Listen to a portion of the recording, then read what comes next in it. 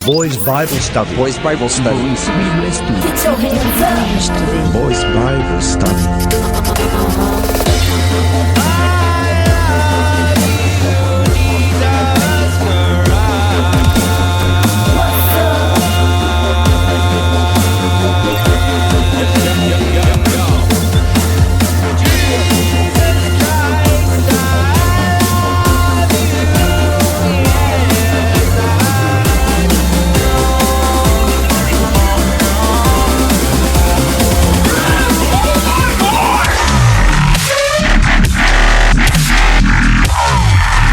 And some department stores even tell employees to avoid saying Merry Christmas. Not to jump way ahead in this episode, but what did you think of that, like, electric travel? Too scary? The electric travel? There was, like, a point where the main God. character, he, like, there's, like, a flash of electricity on his back, and then he's all of a sudden, he's in a different place. Oh, yeah. And then the after weird, that, it like- would just kind of, like, glitch out, and then he'd be in a different place. It was, like, glitch travel. Yeah, it was like Nikolai Tesla travel. Yeah. Actually, it was basically like the character glitch from the movie Andy and the Airwave Rangers. That's very specific. But without the fun character. But no, I was just thinking that how do I segue this? I had to travel on an airplane 2 days Okay. ago. Okay. And for the first time ever, I was flying out of the Westchester Airport, which is the White Plains Airport, HPN. Okay. In North Carolina? No, this is in New York. This is like a rich part of New York. One I of the see. rich parts of New York. Sure. And it's a smaller airport. I'm thinking it'll be a nice experience. Yeah. Like Burbank in LA or whatever. Totally. You're like the Long Island airport or any number. Basically, any small airport you go into is better. Right. Except for this one. It was okay. kind of like one big room. The layout didn't make any sense for like just even going through TSA stuff. It was so jam packed. I couldn't believe this was the setup.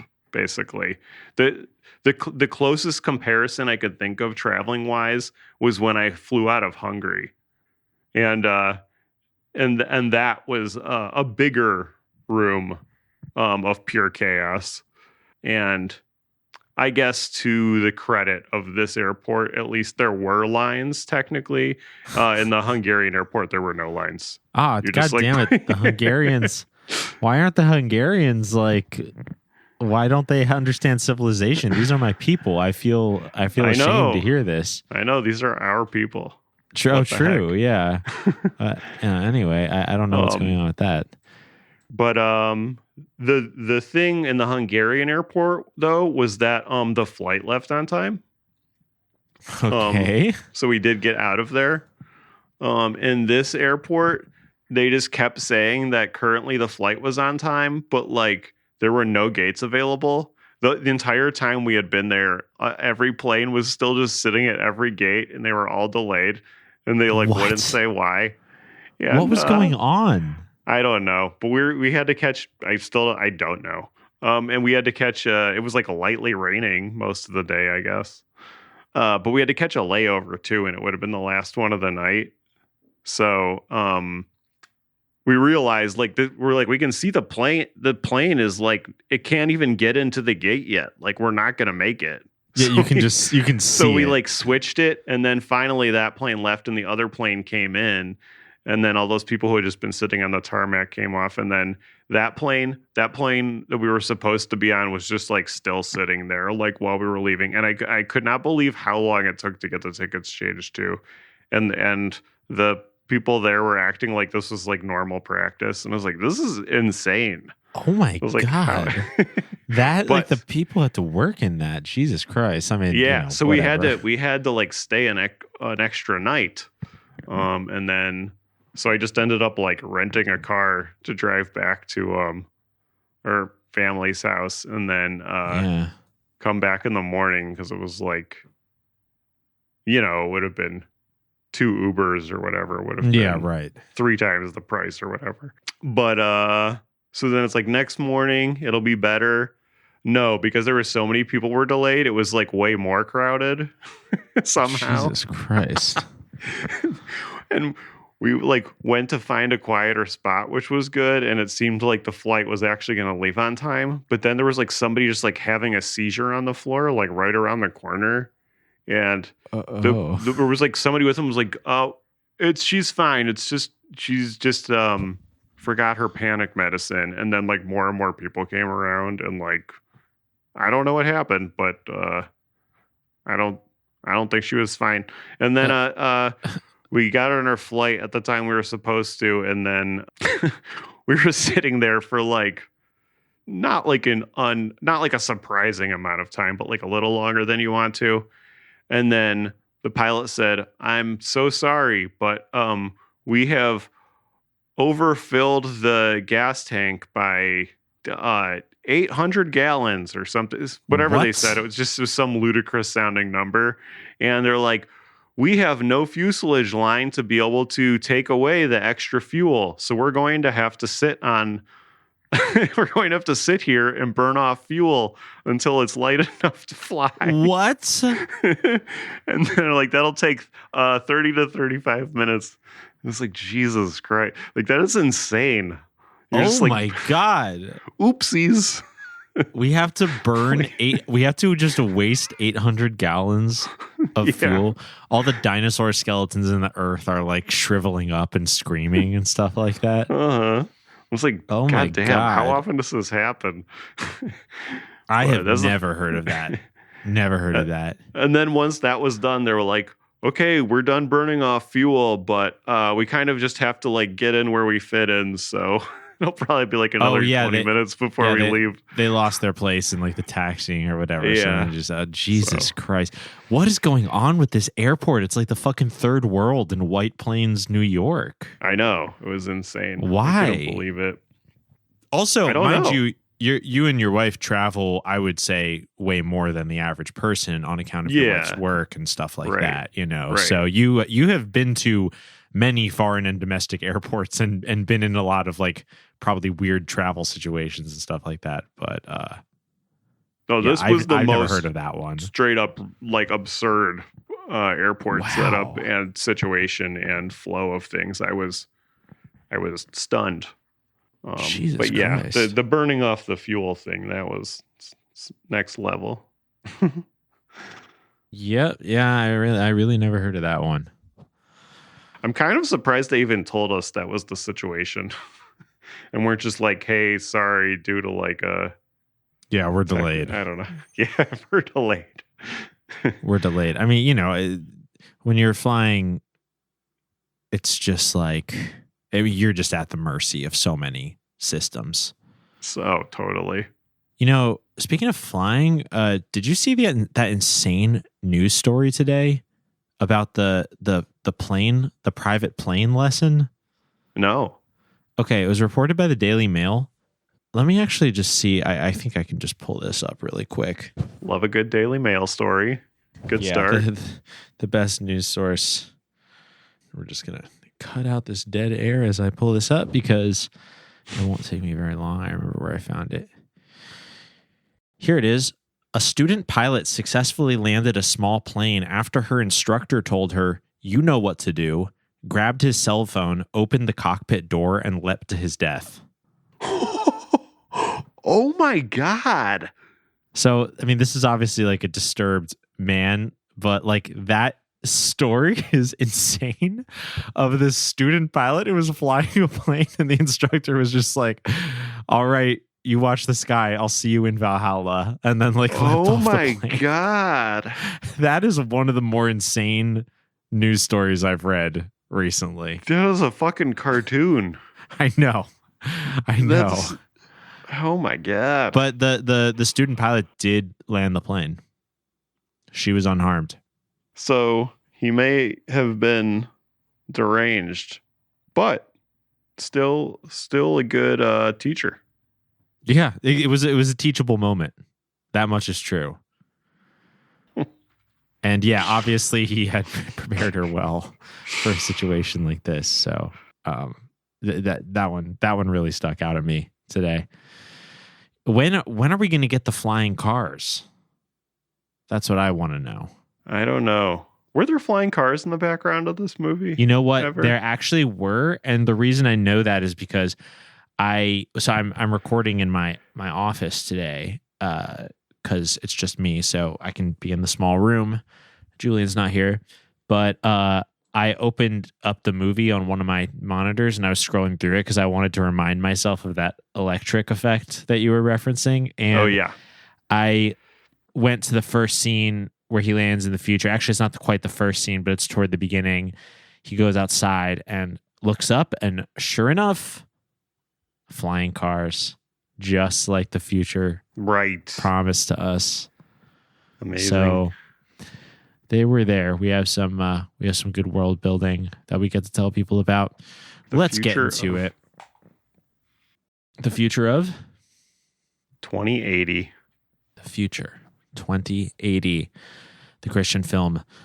Welcome back to Boys Bible Study, the future of podcasting. As usual, it's me, your co-host Ash, with my co-host Scott. And unfortunately, Julian could not be here today. There is, however, sitting next to me a much older man that kind of looks like Julian. So I'm not sure what that's about. I'll have many questions for him in just a moment. But it's me and Scott today. The film we're talking about on this episode is called 2080. The subtitle on YouTube is A Film Set in the Future. Although I don't believe that's a part of the official title here. It's just telling us what to expect. And Scott, why don't you explain to the people how this shoehorns into our July programming? I'll let you try to explain this. You know, every July we like to celebrate Christmas in July. And there's already July 4th, Independence Day, another holiday. So it's already 2 holidays in July. So many times we like to do other holidays in July as well. Why not? While we're here and have the opportunity. Why can't every Sunday's release be a holiday? Yes. So last year, for example, that opened the gates to Two to Tangle because we had Valentine's Day in July.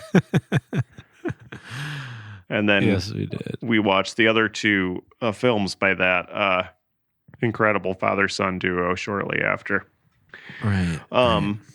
Yes. So this time around, I think we decided last week's was Ramadan in July. Yeah, we didn't come up with that until literally we were done with the episode, but it was Ramadan in July. That's what happens. And then this week we're doing the future in July. The future in July, folks. That's what we got for you. 6 Julys into doing this podcast. We're already on the future in July. But, you know, the future is... I wish I could say the future is bright if you're a Christian. As we're about to find out, it's honestly just not. No. Really. But, you know... It's closer to like the future in the Matrix when you're like one of the good ones. Yeah, it's like the future in the Matrix where you get to just like sleep in bunk beds and wear archive Yeezy.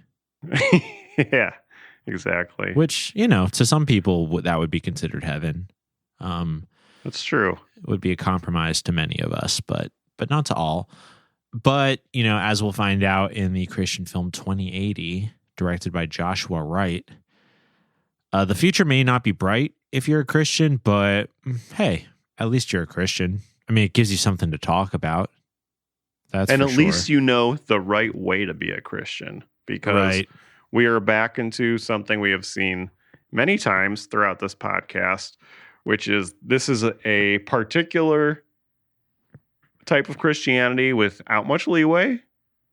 And if you don't follow the rules, a certain way, you can sin any way that happens is fine. Mhm. But if you actively say you're a Christian and you sin, then you're going to hell. Yeah, it's like double. It's like double points sin. Yeah. It's like bonus round. Yeah, because you know better. This is the catch-22 that comes up on our show sometimes. And, this is one of those like logical arguments where it's like we watch so much media about how it's so important for you to be a Christian right away. But then so much of that same media is like, oh, but if you think you're a Christian and you're doing this thing that's wrong, then that's even worse. That's worse than if you were just a devil worshiper. Yep. So it's like, well, like, what am I supposed to do? I don't know, man. I don't know. Leave me alone. And our protagonist struggles with this because he otherwise is pretty good, other than he is a teenage man on the football team. Mm-hmm. Like he's like 18, and he sometimes he sleeps with his girlfriend, I guess. Oh, I'm assuming that's what's happening. Yeah, they hint at that. They're doing more than holding hands or whatever. Yeah, they don't get into the specifics. Actually, that would have been a helpful thing in a way to pad out the runtime a little more. Not that I did not appreciate the 46-minute runtime. Yeah, I did. But like what I feel like his mom should have explained in further detail what he could and couldn't do. I totally agree. That would have prolonged the mother-son sexual conversation, which is something we like to see in movies. Mm-hmm. It would have added some really, easy to follow rules to this piece that probably would have made it stronger. Yeah, I would love to have the mom be like, now soaking is okay. Right. All right. Like hands on top of pants, nothing I can really say about that. Hands under pants, I don't know. I would like to hear it from the movie. I'm not going to assume. Right. If you get an erection, you get an erection. That's God's will. Right. Yeah. I mean, that's an involuntary reaction, basically. So, like you can't. I mean, that can't be a sin. Right. We need better lines established because he is a young man who works hard and plays hard. Well, so he's having this conversation with his mom early on, about 8 minutes in or so, and he is still wearing his football pads for some reason, and he is watching a sermon before bed, as one does. Yeah, and then he gets a text from somebody named Lita who says, "My parents aren't home." And 4 hours later, as the screen tells us, he shows up and his mom is standing in the kitchen and she's like, "Where'd you go?" And he lies at first. He says, "Out with a couple of the guys." And then she says, "How's Lita doing?" And he knows that he's been busted there, obviously. And he immediately deflects and flips it and is like, "I'm good and I do everything right and I get good grades and I'm not out there selling drugs and you shouldn't give me such a hard time. And look at all the other things. Who cares if I do this one little sin?" Mm-hmm. She says, "Son, I can tell from your eyes that you nutted about 40 minutes ago. If you're with your boys after practice, then there's something more we got to talk about here." Then that's a double sin. That is a double sin. Like that is another level of sin. And yes, by the way, that is true. Boys, women can tell when you've last nutted. They just know it. And then she says that she is proud of him and that he's a good person, but good people don't go to heaven. I'm proud of you. You're a good person. But good people don't go to heaven. Period. And she says you can't live in sin and be right with God. Yeah, I mean, classic argument. She's right. I mean, she's right. You know, when you're right, you're right. But there's a couple things going on here. The first one, and honestly, probably my biggest complaint about this entire film, like I'll start with the critique, because this movie wasn't all bad. I didn't really like it. I'm not gonna lie, but it wasn't all bad. But the first problem was like, I didn't buy this whole I'm so perfect except for my one sin thing. Like, I get what they were trying to say about that. Like, they were trying to make the point that you just reiterated, which is like, well, that one sin is the thing. Like, you have to strive, you have to try harder than that. But I didn't like when he was, one of the first scenes is like, he hands a letter to his mom and he's like, check it out. That's my 10th scholarship offer. And it's not even from the D1 schools. I was like, all right, like, who fucking cares? Yeah. And as you said, he's wearing his football pads in the kitchen. It's like, come on, like, give it a rest. No one give a fuck. You think his mom should take it easy, or? No, I just think it was a boring plot device that, we got to do the thing where, like, just to prove how good he is. Yes, a movie where a young the good Christian works is alone like, thing. Or it's just like unrealistic. Like, oh, I got like 10 football scholarships. Like, that's great for the character of the movie. I guess you, the audience member, are supposed to see that and be like, oh, this character is aspirational to me, but I understand that he suffers in sin just like me. Well, I must be worse than that. But I don't know. I just kind of find it like cheap and maudlin. I don't know. I personally just would have thought this movie would have been more interesting if the character was maybe a little more like the character in not War Room, the Amazon delivery movie. Oh yeah. Ugh. Yeah. Well, the Forge. The Forge. Yeah, The Forge. Yeah. Yeah, like a character in The Forge. Another movie that's about like a young black man, aimed at that audience. But in The Forge, I felt like that character was more human because he was like, we saw his growth over the course of the movie. And, he did achieve great things, but, at the beginning of the film, he felt way more like average. Reasonable, believable situation he was dealing with too, which is like, you're done with school, you can play video games with your friends more. You don't want to rush out to get the new job. You just don't. Exactly. Exactly. Very realistic. Where this, it's starting off like imagine, if you will, that he's a top athlete, one of the top athletes in the country. Yeah, right. Like that, unfortunately, that stuff feels to me like the filmmaker flattering themselves. Because Josh played the main character, right? Oh, he did? You know what? Let me just check that out, actually. The movie felt so self-indulgent that I assumed it, but I don't actually know if that's true. Let me see if I can quick confirm credits. Nope, he didn't. Okay, thesis ruined. Does he play a character in the movie, though? Yes, he plays victim and second gunman. But this is not... The main character is called Jacob, by the way. He's the young man who goes to 2080. The future is grim. Yeah, it really, really is.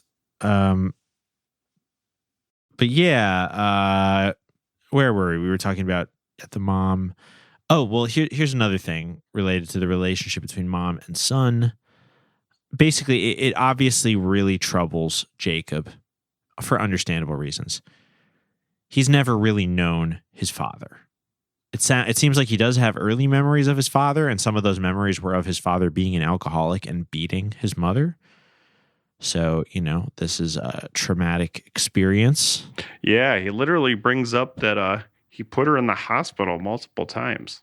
Jesus, I mean, that must have been extremely traumatic in this fictional character's life. And, for that reason, it's pretty remarkable that he does seem to be a high achieving young man, despite a traumatic upbringing. I mean, many people with history of abuse in the family have very negative outcomes in adulthood. So it's impressive to hear a fictional story about the opposite of that.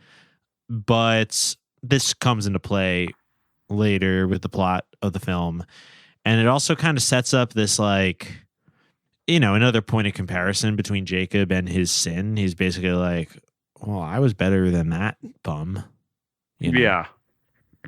Yeah, because at the same time, and you could understand why this is frustrating for him, very frustrating, is that his mom's like, well, I'm fine with your dad now because he came to Christ and I forgave him.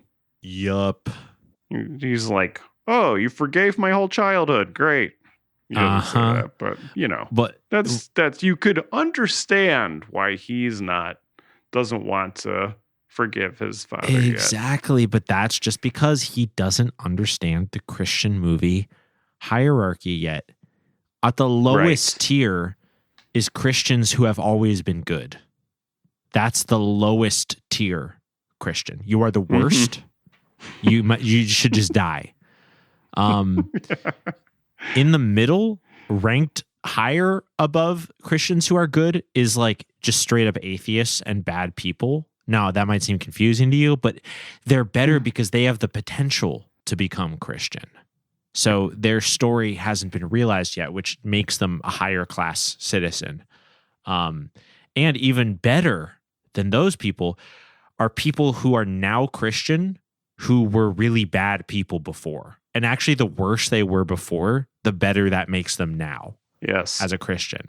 Yes. And this is very important when you've watched as much Christian movies as we have, because you start to realize the virtue of Christianity is not the religion itself. It's about the story it tells about your life. So if your story is boring, who gives a fuck? I don't care if you're a Christian. That's my new thesis. Wow. Yeah, I mean, they're showing it here. Like, oh yeah, you got another scholarship. Fuck out of here. Who cares? Who cares? I know you touch your girlfriend's boob. Like, you're going to hell. Sorry, kid. I don't care if you're my son. Oh, and by the way, your abusive father, I like him. He's great. Yep. And also, if you hadn't gotten any scholarships and were a nymphomaniac, that would actually put you in higher standing because you would get more attention from the mother and her community. And they would be praying so hard. Yeah. And then once he flipped, it would be so inspiring to everybody who stuck with the fight to bring him back over. Yes. Oh my God. And because it would give his community something to do. Because the problem is when you're already Christian, then your Christian friends and family, they don't have anything to do. So like how are they going to get whipped up into religious fervor about you? They can't. It's kind of like repeating the prodigal son versus the boring son story again and again. That is what they should call it too. It shouldn't just be. It's actually extra telling that it's just called the prodigal son. He's the star. Sorry, he's the conversation. I've never once seen it be the prodigal son and the good son or something like that. The prodigal son's the main character. Yes, like literally no one even thinks about the other sons. Who cares? Who cares? They're boring. They were Christian and they stayed Christian. And more time elapsed in their life, allowing them to become more cynical and bitter. But, and this is why, and, we've been saying this on our show for many, many occasions now. But you really, really, the best time to become Christian is later in life after you live a philandering life. Not only will that make everybody like you more, it'll also probably lessen your statistical chance of getting in a car accident. Right. That's a good point. Because even in this movie, we haven't gotten to this character yet, but there is a character that I'll just say now, when she gives a spiel to Jacob that she knows that God is always looking out for her, and I would say she's not convincing him. She seems impassioned, but she's not convincing him. But as soon as she finishes giving her spiel, she is stun grenaded And I couldn't help thinking the irony of insisting that God is always looking out for you, and then, unlike your deadbeat father, and then you get And then stun just- grenaded a mere moment later. Yeah, that's one of those things that it just feels like a sign. There's no other way around it. It's like you didn't have to do that in the movie. I don't No, know. no, yeah, exactly. This movie was like a choice that somebody made. There were some interesting choices in the movie. That's for damn sure. So yeah, all this we're talking about so far is taking place in 2025, October 6th, 2025. I Oh, thought that wait, date would be, what? yes, I thought that date would kind of be made more relevant in the movie, but it wasn't. It never was. It seemed like it was genuinely an arbitrary choice. The fuck? October 6th. Anyway, he just falls asleep after he and his mom have their abstinence talk, and then he wakes up in a sweat in 2080. Ugh, sometimes I wish that could happen to me. Like this? Well, I Are guess you sure?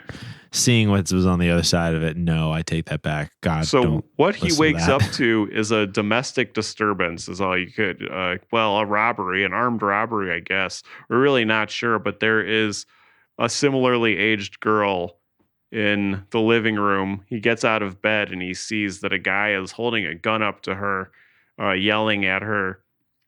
And there's another man on the floor who's been hit in the face that then for some reason he makes his presence known, and then the guy is mad at Jacob too. And they get in an altercation, and he basically jumps into a different room, like time warps into another room somehow right before he's gonna get shot. Yep. But then so does the girl, and it turns out it is his sister Ari, who we saw a crudely done manga drawing of earlier. Yeah, we did. Why? Why did he have a manga drawing of her? I don't know, because it wasn't explained. Yeah, was that an artifact from the future? Is Ari his like OC? Like, is Ari like a beautiful anime babe that he was like, oh, I wish she was my sister for some reason? Like, I really, I was kind of hoping you understood that because I thought I just missed something. No, I didn't understand it. Okay. And I paused a lot, actually, because I liked the quotes in this one. yeah, So, I don't yeah, know. there's some good ones. Yeah. Yeah, I should open up my notes. Yeah, Just the general banter is, was it like not particularly well written, but like it was. I like when I can tell someone's trying really hard to get a specific position across, and I don't understand why they would force that position across unless it haunted them, yes, like unless they're like, this really is the answer for how to avoid going to hell. Because this movie very much is not like and then you go to heaven movie. It's like, you don't want to go to hell. yeah, this is a scary Christian movie. Definitely this is a one of those scare like film. sad, scare toned ones. Not a lot of promise in this one. A lot of grimness. Oh, I know what I want to talk about next because this is early on in the visit to 2080. I want to talk about the TV broadcast that he watches because like this is like the most meaty part of the movie in terms of lore. He really just like watches TV and it explains how awful the world is in 2080. So this is a list of some of the things that have happened up until 2080. There was a deadly pandemic of something called coronavirus. So I'm just going to let you put two and two together of what that may have been inspired by. Coronavirus was very, very deadly. Apparently it killed a quarter of the world's population. A quarter. Which is like, that's like Revelations proportions. I mean, that's probably why they... Bigger 1/4. Yeah, I mean, Is that 1/4. Revelations? Maybe that is Revelations. Well, I proportions. just remember in Revelations, there was all those verses that like, and then the angel touched the ocean, and 1/3 of the fish died. Right, Like, and yeah, then the right. Asian. Yeah. So like fractions is like right. You got to know, do the fractions. right. Yeah, you're right. They do be killing a lot of people in Revelation.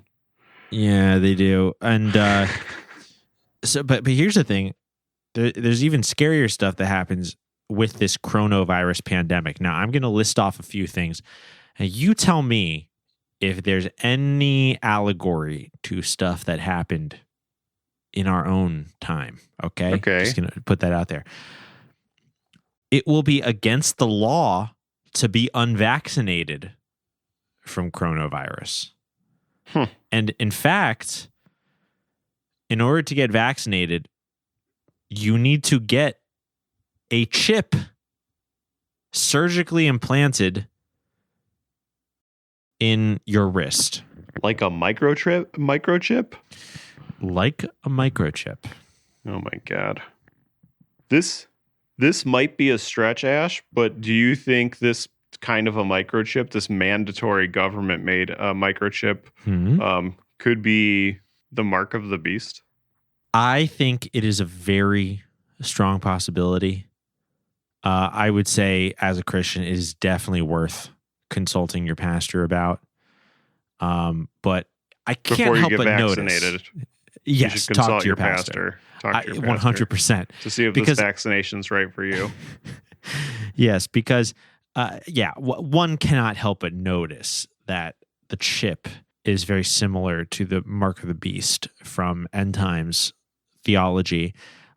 This is very funny because they're obviously doing a parallel to coronavirus. Remember that?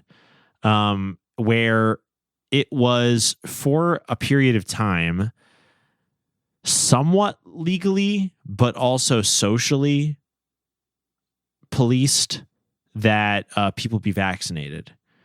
Yes. Now, people who were unvaccinated basically kind of like won in the United States because, like, you know, it's now been a couple years and like ain't nobody checking vaccine cards anymore. But there was about like a year where if you wanted to go to, say, like a basketball game or, you know, go into many different businesses, at least in California, you had to show proof of recent vaccination. And, you know, it was reasonable to assume that that would be the case forever, although that didn't actually happen. But it never became illegal to not be vaccinated for coronavirus. It did just mean that you wouldn't be included in certain things for a period of time.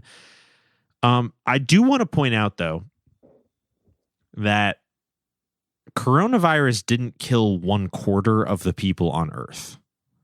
It killed a lot of people, but a very small fraction of the people on Earth.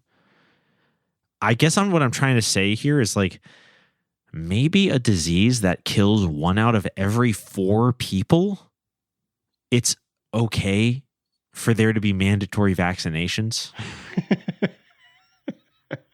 Like, I am not like I'm a libertarian when it comes to the coronavirus vaccine, especially now. Yeah. I feel like, you know, we have learned that there are some health risks it does pose. I can't exactly blame people for not taking it, especially, you know, with what we know. But this fictitious virus in this movie, it's like, I think if the Christians aren't taking the fucking vaccine, it's like, Jesus Christ, you guys are going to die. The true believers. And yes, right after they're giving us this backstory on the coronavirus via the news, which, you know, it's nice to see there's a similar type of news on a similar type of TV in 2080. That comforts me. I agree. That's one of the cool things about the future. Yeah, that's still the same. news we love. Yeah. But then his sister, wink, wink, Ari, she says, A few months ago, 2 true believers were praying for people on the streets. Others who had the vaccine saw them and saw that They didn't have the chip. They killed them. Ever since then, the vaccinated have been going door to door, killing anyone without the chip. Mostly true believers. True believers. These are Christians? Yeah. Okay, well, what about the police? She's talking about true believers. And Jacob says, true believers? These are Christians? She's like, yeah. And what she's saying is that the true believers don't get vaxxed. Real Christians Right. don't get vaxxed. Right. What did you think about that direct correlation? That seemed a little... I mean, that seemed like it was really... I mean, this straight up seemed like an anti-COVID vaccination film. Like, Which is strange in 2025. I know. I just feel like we've litigated that, and okay, I mean, like, honestly, so let's say you are a real Christian. I'm talking about in our world now. You're a real Christian, and it's 2025, and you did get vaccinated because in 2020 you were understandably scared about you yourself getting sick or potentially passing that disease to someone you love with a compromised immune system, you know?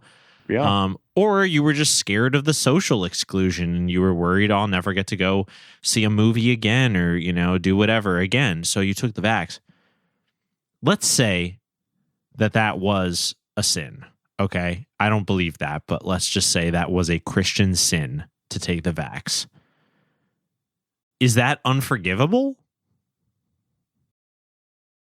Like, this film, the language around it made it seem like getting the coronavirus vaccine is like an unforgivable sin.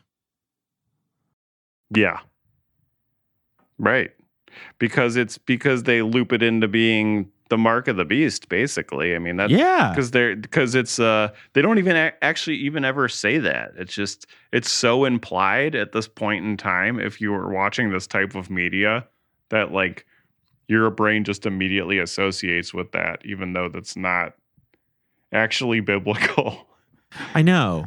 And you know, it's almost kind of funny because that didn't even seem like it was the big theme of this film. Like, the theme of this film that was reiterated several times was the shit that, you know, we were just talking about, that like Jacob's mom and then later his sister has the exact same conversation with him. You know, it's more about forgiveness of others and like striving to a high standard for yourself. But then he throws in all this like end times future world building with a lot of like kind of judgmental language about it. I almost kind of feel like that isn't really the theme of the movie and he just threw it in for world building. But it's confusing because it's like, well, you're moralizing about so many other things in the film. Like, why would I not believe that you're moralizing about this too? And why would I not connect it to coronavirus? You called it chronovirus. Yeah. It just feels it feels messy to me. I actually don't know. I can't tell. I can't read if Joshua Wright is like a severely anti-COVID or, you know, anti-vax Christian. Maybe he was. I feel like it's somewhat tightly written just in how the narrative lays out, but is messy in belief system and thought process. To your point. And I think too, it was interesting. Ari kind of got in the weeds of her conversation about, or maybe not in the weeds, maybe it's one of the main points about how much that God hates sin just as much as he loves us. And that when you understand what God hates, you understand what God loves. Once you understand what God hates, you understand what he loves. I was like, that's weird to like focus on hate. Yeah, just focus as on much God as love. hating thing. Yeah, I know. Yeah. That was weird. Like, that was also connected to something where they were basically like, oh, by the way, every sin is like equally weighted. Like, yeah, murder is a bad sin, but like, so is like feeling your girlfriend's boob over her shirt. Yeah, but actually getting vaxxed is worse. But actually getting vaxxed is like completely unforgivable because like you literally invited the devil into your life. Yeah. So that was very, very messy to me. I'm not going to lie. Oh, wait. I almost forgot. There was one other great piece of end times world building that I wanted to shout out. On the news, the newscaster said, President Clark and Pope Louis signed an act called like the One World Movement. And basically, well, One World Movement, I mean, already right there, we're thinking about a new world order, but also the government will fund churches as long as their messages are positive and inclusive. Yes. Today marks 2 years since President Clark and Pope Louis famously shook hands in front of the White House for the signing of the Unison, a bill that not only reunified the church and the state, but also encouraged a new perspective on religion. Under this new law, churches will get funding by the government as long as they keep their messages positive and inclusive. President Clark himself identifies as a Christian and has been very outspoken about his faith. He continues to work with the Pope to make the Unison as effective as possible. So if that doesn't send a chill down your spine, then you're in the wrong place. That's all I'm saying. That's right. Yeah, I mean, how many times have we seen that? The shadow pope working in the shadows, the shadows of the narrative. Yes. But very publicly in the background. And working with the Antichrist or somebody who maybe could be the Antichrist. In this case, maybe a certain President Clark. What is there a celebrity with the last name Clark? I want to imagine that we know President Clark, but no, not that I can think of right now. No, I can't either. Like, I think there's an athlete I don't know or something. Yeah, I know, right? Oh well, I just think it would have been really funny if the movie was implying that Googling Clark celebrity. There's really not a lot. There's a couple people with the first name Clark throughout history. Clark Kent. Well, sure. Clark Gable. Oh, I know who it is. It's our first female president, Caitlin Clark. Right. Oh my God. How could I wasn't even thinking because she's the Antichrist. You're right. She's the answer. No, I mean, I would not have been able to just pull that out of nowhere. I Googled a list. I'm ashamed though, because I actually do watch WNBA. Okay. Yeah. Well, I predict that in 2080, she is elected our first female president, because we haven't had one before then for some reason. And, she, unfortunately, big fan, but she is the Antichrist. Yep. Tough break. Yeah, it's a break. Never meet your heroes, kids. Yep. They might be the Antichrist. Leading out of seeing what's going on in the world and focusing on the hate of God. Throughout their conversation, Jacob gets to a point where he says that, like, how can you say that God loves me with no strings attached? Because he's deflecting again because she's trying to do the but you sinned thing. Yeah, right. Which, I mean, that's got to be a sin too, to be poking at somebody else's. Yeah, it's annoying as fuck. It's got to be a sin. It is kind of strange. Like, I guess it's not strange because it happens all the time. But like all of these better than thou characters, where I'm like, oh, and you're like an actual angel right now or something. No, I guess you're just trying to help. I guess. Yeah, but there's so much like policing of others. I don't know. It's it's like a personal journey, guys. Like, damn. Yeah, like somebody else can have this terrible journey, but then they turn Christian, and then they're like, "Yeah, the way you're doing your journey though is not good." Yeah, right. But to that point, so he's getting mad again. He's deflecting, and he says, "He's like, so you're saying God loves me with no strings attached, but then like, as soon as I like do the wrong sin, then like I get thrown away." I'm right. He's like, love doesn't throw away. And then she further deflects and is like, God is not who our dad was.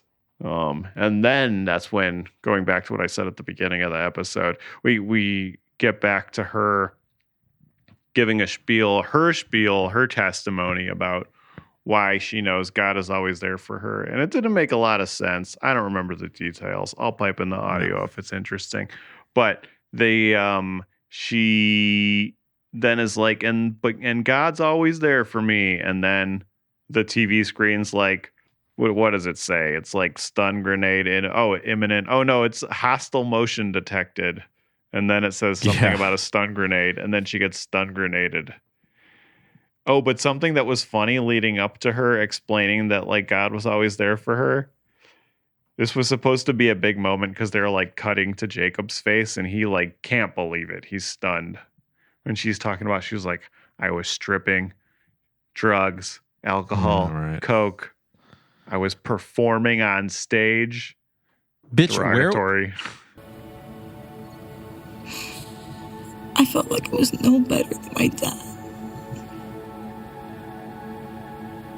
So I started stripping. Drugs, alcohol, coke. One night I was performing on stage.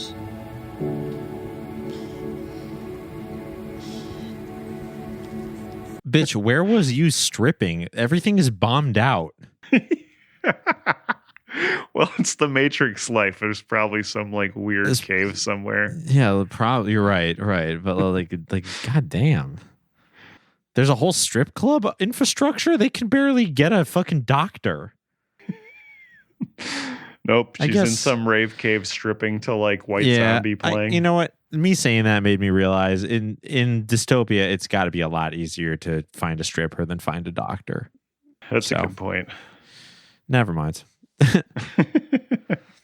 But yeah, that also was set in the way where it's like, I guess I'm supposed to be a specific audience that thinks all of these things are bad. And yeah, right.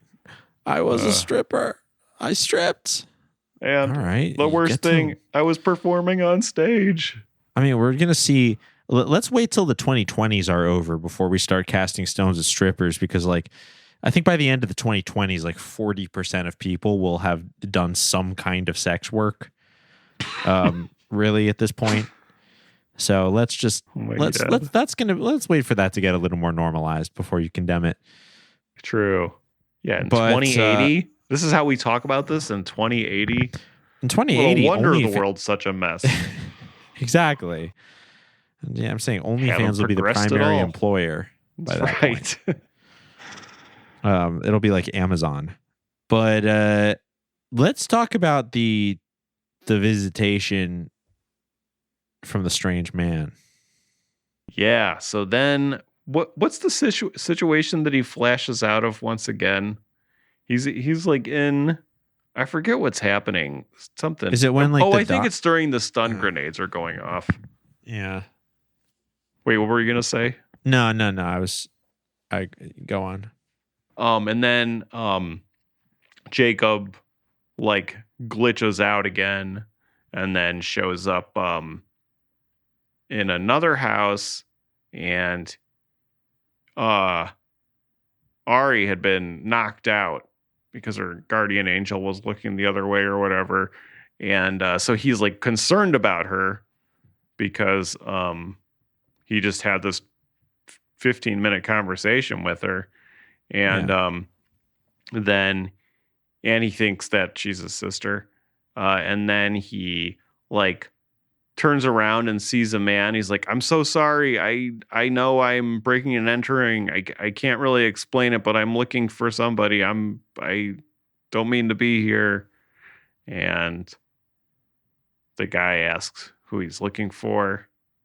And he has like he's wearing like a thin hoodie, and he had the hood up in like kind of a strange way over his head, which didn't really make sense at first. First, like why would the director have you keep your hood up like this? Yeah. Like it was like it was, in retrospect, it was clearly trying to block one part of his face. Yeah. Anyway, Jacob is upset, but this guy's like, who are you looking for? And he's like, Ari. And he's like, says that that's his daughter. And then Jacob is putting this together, and he's like, oh, this guy must be my dad. And he's like, no, I'm you. He's like, now I know how I got that scar. Because at the beginning of his going into the future, he has like a scar on his face. Okay, I can't believe they threw in you know how I got these scars. That was, I'm glad you mentioned that because I almost forgot about that. But like, I always wondered how I got that scar. You want to know how I got these scars? goddamn. They can't do that. Yeah, so he's got a scar on his face. Wowee. And so, but he's mad. He's like, they really kind of go at it with each other. And I don't know what, it's kind of funny because you're like yelling at yourself either way. But he's like, oh, do you still believe in God right now? This is his future self. He's like, you might as well stop now. And he's like, promise me you're not going to go see your dad. Promise me. Promise me. When you go back, you won't go back to him. Promise me. Okay. Yes. First instinct. If my future self is this chopped, then I'm going to do the opposite of what he tells me to do. Right. Like straight up. I would be like, oh my God, this chopped atheist. If I go to 2080 and I see myself and I'm that chopped and I'm an atheist, I'm going to be like, when I get back, I'm going to make a change, a serious change, because this cannot happen. Although he did look younger than 73, which I think that's what he would be if the kid was 18 in 2025 and it's 2080. I was going to think about that. What's up with it being 2080? That didn't make any sense. Like, no. He's in 2025 and like he's in the future and his like his sister is like, oh yeah, like my father had me when he was much older. It's like, how old is he? 100? Mick Jagger? Yeah, I guess so. Well, maybe if he was 70, if he's 73 here and then she is also, I guess, 8. Well, if she's already had this whole career of stripping and everything, then she's got to be at least in like her 20s or something. Yeah. So, you know, maybe he had her when he was like 50. I don't know. Anyway, they get in a big fight and then his future self is like, fine, if you're not going to listen to me, then I'm going to fucking stab you. And he doesn't say that, but he grabs a knife and then he turns around and he's trying to kill him, which I thought was pretty good, actually. I liked being so sick of your life that you just want to like stab your younger self. Like, not even your current self. You're like, I want to kill my younger self for making such stupid fucking decisions all the time. Yeah, that's if you're in 2080 and you see your past self and your first instinct is to lash out at him, you did something wrong. Yes. So that was pretty cool. And then he kind of flashes into the past again. That's that. He made it. He's a changed man. He made it. He has been visited by 3 ghosts. It's undeniable. The ghost of Christmas future, that's like his future self. Christmas present is like his daughter, I guess, who he thinks is his sister. Because functionally she is his sister for how the way the narrative works for what we're supposed to learn. And then the ghost of the past is his mom, I guess. Anyway, yeah, that makes sense. He had 3 interactions, and then he's like, I'm changed now. That's the Christmas. I won't have sex. Christmas of the future of July.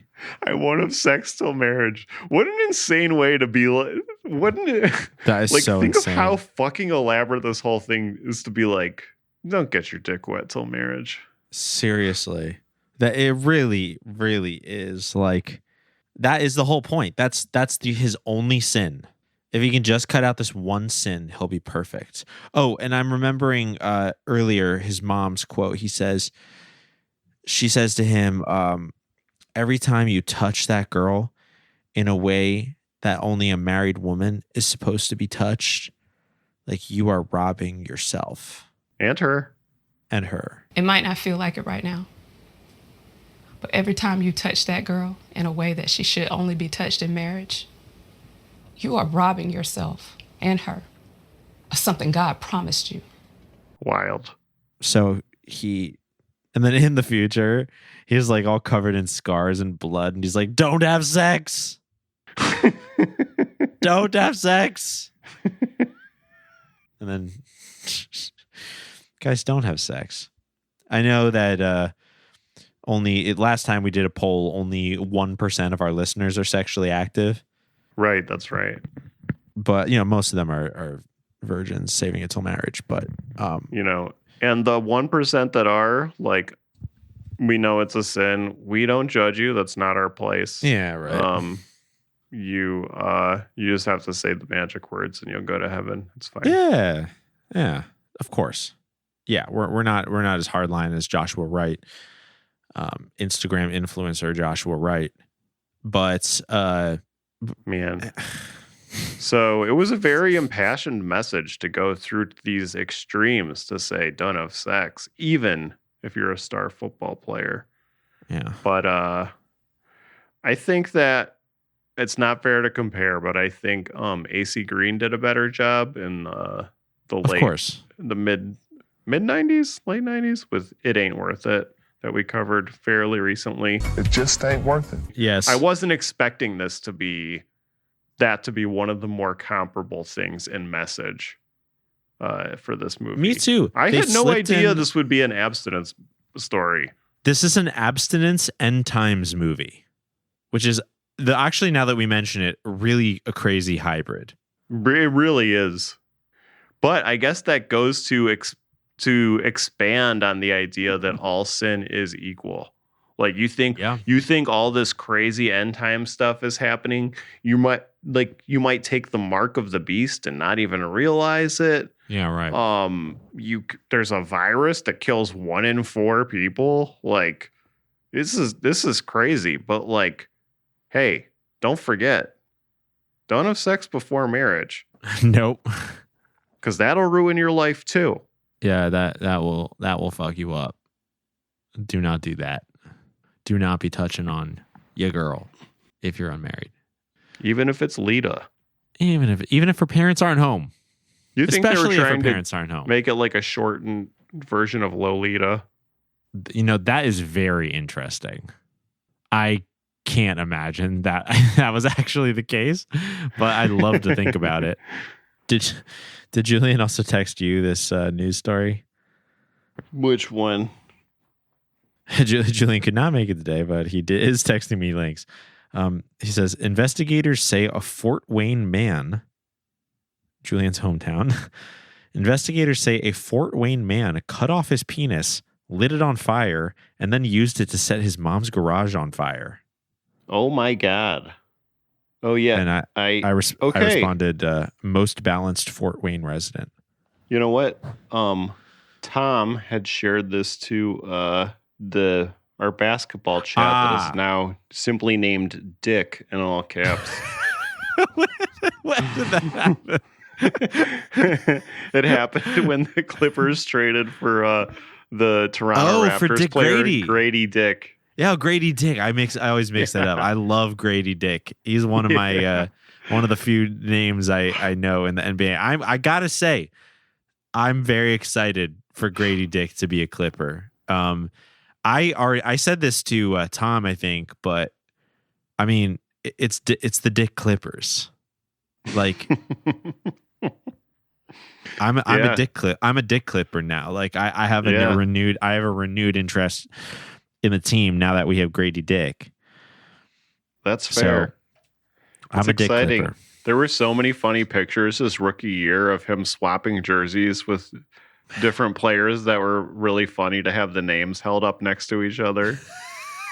That's probably true. That shit. Other last names like Love or Black or White or any other kinds of. Oh my God, that's funny, dude.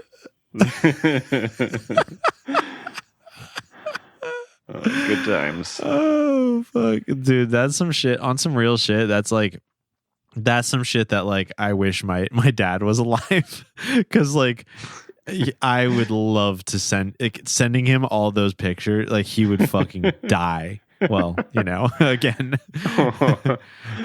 that was his shit. Also, just like funny names of like college basketball players and like stuff like that. Like that was like he lived for that shit. Like that shit is amazing. Yeah, love a good funny name. Goes a long way. Yeah, it really does. And there's been like he definitely would like save lists of like funny college player names and stuff. But anyway, what if where does sinning work with like what's like a dick joke you can laugh at and it's not a sin, or like that's very interesting. Are all dick jokes on the table as like not punishable sins? Well, I mean, similar to what you were saying earlier about getting an erection, like laughter is when it's done right, it's like an involuntary response. When you're not doing like performative laughter. A real funny joke is basically just supposed to like the juxtaposition of it just like catches you in an instant and you respond with laughter. So, if you can't help but smile at a poster or at a picture of like two basketball players swapping jerseys and the words say white dick, like if you crack a smile at that, like that can't be a sin. Because like you didn't even mean to. Yeah, your brain's just like firing off responses. It's exactly. I don't know. I'm a libertarian when it comes to laughter in Christianity. I think you're allowed to laugh. But maybe I guess if you were to go to a stand-up comedy show intentionally, and it's a Grady Dick special. It's a Grady Dick joke special. Or just, you were like, oh, I'm going to see a godless stand-up comedian like John Mulaney. You would, like, you'd be invited. That would be like going to a damn whorehouse. Right. But same like, thing. But if you're scrolling, which social media is totally fine to go on, you need to have an Instagram account where you can like get 800,000 followers, like Joshua Wright, the director of this movie. If you're just scrolling on social media and you see like a funny picture of Grady Dick, you can't help that. Right. Do you think kind of to some extent in this movie they're saying that like you need to be more passionate about everything that you do? Like like if he was, because he's like, come on, I can't dip my toes in the water, basically. But if he's like, Mom, I cannot stop using my position to fuck every cheerleader that I possibly can as much as I can, then she would be more like what we were saying earlier, like, oh, honey, like that won't fill the void. Or she would say, beast mode, son. Yeah. Well, wait, I don't understand. Are you saying that if he did the latter, that would mean he was more passionate about what he did? So that would be better? Yeah, because like, what are we saying really because we're saying how like if you're a bigger sinner, it's better. Yeah, go big. So is it just like just be passionate in what you do in general? Nobody likes like limp noodle or whatever. Yeah, and be authentic. Like, just do something with your whole chest, as they say. Like, yeah. Don't. It is kind of funny how it's just saying just be authentic. I know, but like, that means it's weird. It's like, don't beat yourself up because like God's just going to do that for you. But also like, do beat yourself up. I can't really decide. I don't know. But I really think, I think just, everyone can smell fake. That's really what I learned from this. Yeah. Okay. So do have sex. This movie ended with 2 Bible verses back to back right after it ends. Yeah. The first one is, what's the NLT, by the way? The NLT? I did not clock that. Because that's what they said they were using for the verses, the NLT. Jesus Christ. I'm going to look it up right now. Oh, fuck. New Living Translation. The New Living Translation. Who Published uses in that? 96. Jesus Christ. I don't know why this is upsetting me so much. It was created by only 90 leading Bible scholars. Come on, get those numbers up. It was published in 96. It relies on recently published critical editions of the original Hebrew, Aramaic, and Greek texts. The original text, the method combined an attempt to translate the original text simply and literally with a dynamic equivalence synergy approach used to convey the thoughts behind the text, where a literal translation may have been difficult to understand or even misleading to modern. Oh, I guess that makes sense. I don't know. It doesn't sit right with me. Listen, I wasn't even keen on the ESV, but friend of the pod, Snoopy, kind of got me into that, and I've been warming up to it. But ESV actually kind of makes sense. Like, it's like fucking the ESV, the English Standard Version, 2001, newer. Yeah. Relies on the same recently published critical editions of the text as the NLT, but it continues. It's a translation that adheres to an essentially literal translation philosophy, taking into account differences in grammar, blah, blah, blah, blah, blah. It emphasizes word for word accuracy, literary excellence, and depth of meaning. I feel like the translation philosophy between the ESV just seems vibey a little more better to me. I could not have said that sentence worse, but you know what I mean? It seems better to me. Yeah. Now, I was an NIV stan. Yeah, that's what I grew up on pretty much. Yeah, that's what most of us grew up on. It was published in the 70s. It was very popular. Like, the churches, it's the best-selling translation in the United States, and it came up in the 70s. So, like, our parents' generation, like, that was like new during their time, and like it was adopted in churches and still used. I do think it's interesting that the New Living Translation was published by Tyndale House. It's in like the Tyndale Bible. Yeah, what's Tyndale?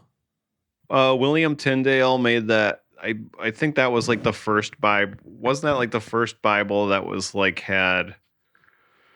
It was like for the people, basically.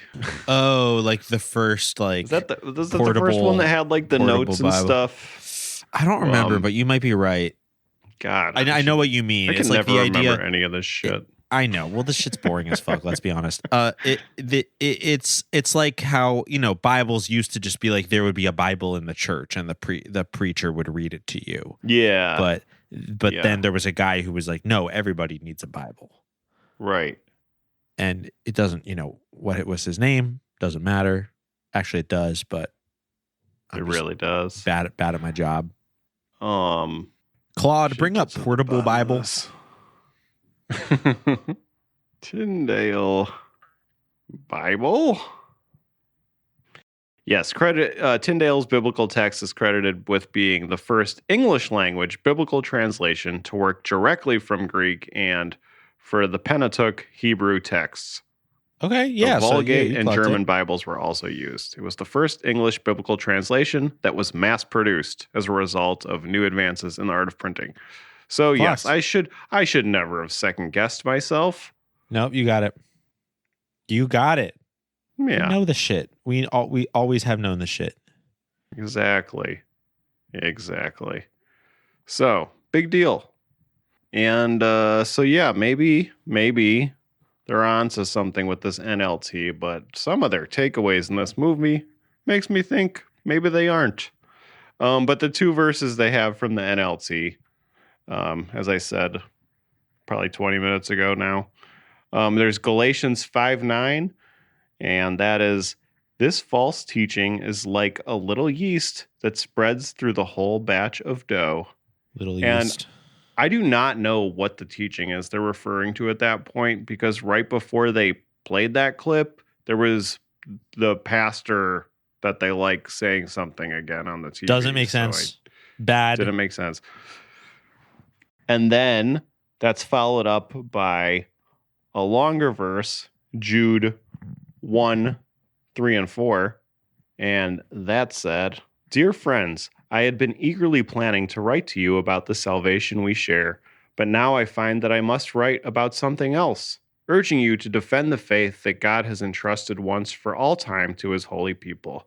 I say this because some ungodly people have wormed their way into your churches, saying that God's marvelous grace allows us to live immoral lives. The condemnation of such people was recorded long ago, for they have denied our only Master and Lord, Jesus Christ. Okay. That's kind of intense, and it's that's kind of like a conspiracy verse, I feel like. This is nothing matches up in this fucking stupid movie. Like, why did that follow the? I mean, I guess did you false just teaching, but this is not the same. Did you just open the? Not you, obviously. Did this director Right. just open the Bible to random fucking pages and write stuff down? This guy has 800,000 Instagram followers. These are our thought leaders. These are our Christian thought leaders. Yeah. Like, this doesn't make any fucking sense. God, that I shit had been pisses me off. Eagerly planning to write to you about the salvation we share, but now I find that I must write about something else. It is so catty. That's me in NetSpend's DMs. I don't know. That doesn't really make sense, but just also saying, I say this because some ungodly people have wormed their way into your churches. It's like what does that mean? They're not. Who cares? Like, when you don't name names, then like people just like conspire. You're just asking them. Well, to that's very conspire. true. That's very true. And that's kind of what they're doing here too. It's like low key conspiring. It's like Anticore conspiring, where it's like, no, you don't know. Anticore, we're back in our favorite genre, the genre that we coined for the Forge. Listen to me, even though I'm patting you on the head and telling you that you don't know best. Yep. Listen to me. I'm your auntie. Listen to me. Shall we? This movie, we should. I know what you're going to say. Shall we review this? Or shall we rate this? And we should. Yeah, one of the many things that I liked about 2025's 2080 was that it gave me a greater appreciation for AC Green's It Ain't Worth It. And It gave me a greater appreciation for the Kendrick Brothers, The Forge. Sure. And I liked how far it went in time and space to say, wait till marriage to have sex. I don't think it did it in a convincing way, but it did it in a unique way that I can definitely say I haven't. This combination of things has not been done before. That's true. Yes, we've never really seen one quite like this. So, because of that, I am going to have to give this movie 3 out of 3 vices: drugs, alcohol, and coke. Woo! Because I really enjoyed this dystopian future and dystopian present movie that was filmed in Orlando, Florida, and had music done by Epidemic Sound. Ooh, the coronavirus epidemic. That's right. Yeah, hey, listen, I appreciate you giving this a perfect score, even though your review mostly was talking about the movies that was better than it. But I get what you're saying. I agree. I also agree. This is a very unique combination of stuff. Unique is definitely not what you want to. That's not gearing up for a great review, but that's the best thing I can say. But yeah, a really interesting combination of abstinence and end times, and just some other random shit too. But it was ambitious. That's another word I can say that doesn't mean anything. It was ambitious too.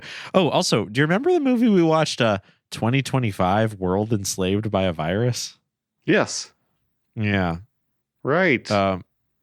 That was when you said 2025, like the year, it reminded me of that. But that was the one made by that like German guy who like married his like 15-year-old girlfriend or something. Yeah. That was a funny one. That was a weird one. Yeah. There was like a hacker character in it. I don't know. Uh-huh. I don't know if that one was great either, but this one's maybe along those lines. I'm going to have to give this movie 1 out of 1. 1 out of 1 future news broadcasts. Because I do love when Christian films, no matter where you are, you turn on CNN, it basically looks like CNN. That happens in so many movies we watch. What was that movie we watched where the newscaster was getting more and more like zombified during the whole movie? Oh yeah, whatever the Leap. disease was in that one. She kept Was it having like more spots. And was I think it was like the Leap, the new Leap movie, like the Leap reboot. Yeah, I think you're right. I think it was that one. But yeah, it was like she was dutifully reporting the news as her like flesh was falling off. It was so funny. Yeah. It was like a Beetlejuice gag or something. All right. Good stuff. Yeah, good stuff. Now, this was 2080. Again, the film's by Joshua Wright. You can look up Joshua Wright on Instagram at Joshua Wright Guided. Joshua Wright G Guided. Is there any relation to the Wright family? I doubt it, but I doubt it, but you know, it's worth exploring. The only mutual I have with him is not really a mutual because she doesn't follow me, but I still follow Angela, the weird woman from Nathan Fielder's The Rehearsal. Oh, who he like interesting. was like in the fake relationship with, and they were raising the baby, and she was like really difficult. Right. I started following her on Instagram, I think in part because she went on Snoopy's podcast because she's like a devout Christian. Oh, that's right. That's right. Yeah, I remember that now. Snoopy did an episode with Angela, and that was awesome. But I like still follow her. I don't know why, but she's aware of Joshua Wright's content, so that's good to know. It's great news. Great news. Yeah. Well, hey, if this is your first time here, why don't you check out boysbiblestudy.com. Has years worth of our free episodes, lots of content for you to listen to, and consider joining our Patreon at patreon.com/boysbiblestudy. For $5, you get our episodes. I am planning to, by the time this comes out, start our group chat. Patreon lets you have a group chat. So doesn't matter how much you pledge, I'm going to let everybody in the group chat because I think that would be fun. So we can all chat in there. I'd love that. And I do want to point out our highest tier, $20 a month, enrolls you in our monthly DVD program, Bootleg Bible Study, where Scott sends out hand-pressed DVDs of Christian content, sometimes special edits or bonus features, straight to your door. That's right. Don't miss them. Don't miss stuff them. coming. Yeah, they look amazing. I have them all lined up on my bookshelf right now, and it looks great. Beautiful. Hell yeah. Well, yeah, thanks so much for listening. Our outro music is Oh My God by Mary. From all of us here at Boys Bible Study, myself, Ash, my co-hosts, Scott and Julian, we would like to say, peace be with you. And also with you. Forgive me, Father, for I have sinned. I feel your love in me, it's coming from within. Oh my God, my devotion is so unwavering. Divine emotions when you enter me. Every day you take me